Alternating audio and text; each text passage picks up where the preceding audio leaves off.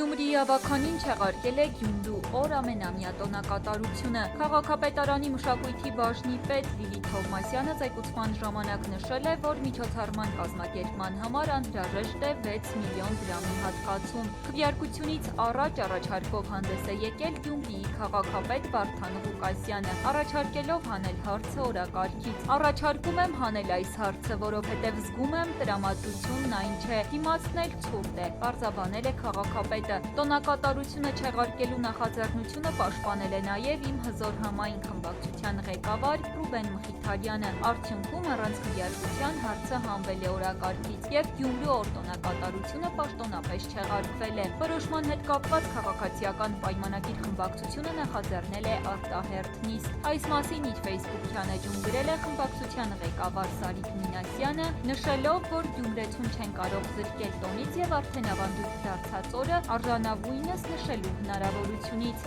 Բաժանորդագրվեք Թերթ ԵՄ-ին։